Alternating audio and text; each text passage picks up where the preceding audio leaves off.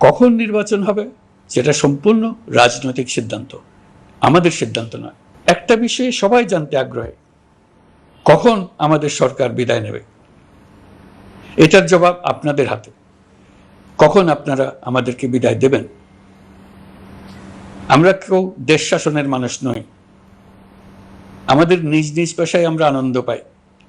দেশের সংকটকালে ছাত্রদের আহ্বানে আমরা এই দায়িত্ব গ্রহণ করেছি।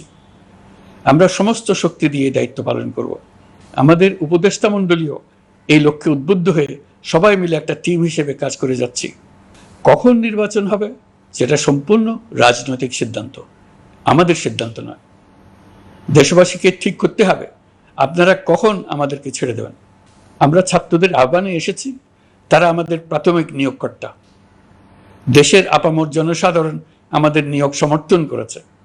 আমরা ক্রমাগতভাবে সবাইকে বিষয়টি স্মরণ করিয়ে যাব, যাতে হঠাৎ করে এই প্রশ্ন উত্থাপিত না হয় আমরা কখন যাব। তারা যখনই বলবে আমরা চলে যাব।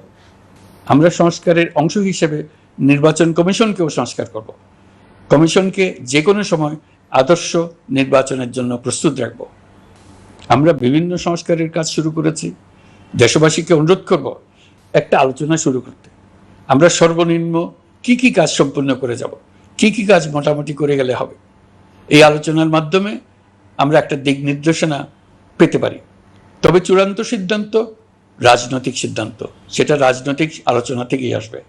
এই দিক নির্দেশনা না পেলে আমরা দাতা সরকার এবং আন্তর্জাতিক অর্থনৈতিক প্রতিষ্ঠানসমূহের সঙ্গে আলোচনায় দৃঢ়তার সঙ্গে অগ্রসর হতে পারছি না। আমি নিশ্চয়তা দিচ্ছি, আমরা আমাদের পক্ষ থেকে মেয়াদ বৃদ্ধির কোনো প্রশ্ন তুলব না। আমরা আপনাদের সকলের দোয়া চাই। যেই কদিন আছি সেই সময়টুকু উপদেষ্টা মণ্ডলীর প্রত্যেকে নিজ নিজ সাধ্যমতো দেশের এই সংকটকালে সংকট উত্তরণে যেন নিজ নিজ মেধা সাধ্যমতো কাজে লাগাতে পারে।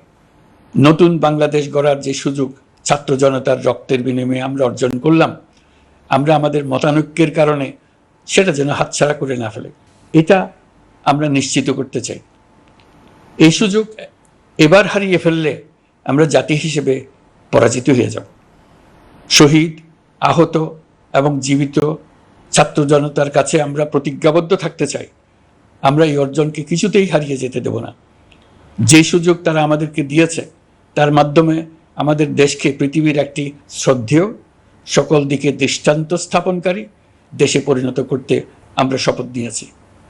সবশেষে আবারও আমাদের দেশের সকল মানুষ, শিশু, কিশোর কিশোরী, তরুণ তরুণী, বয়স্ক, বৃদ্ধ, নারী, পুরুষ সবার কাছে দোয়া চাইছি যেন আমরা আমাদের সকলের স্বপ্ন বাস্তবায়নে সফল হই।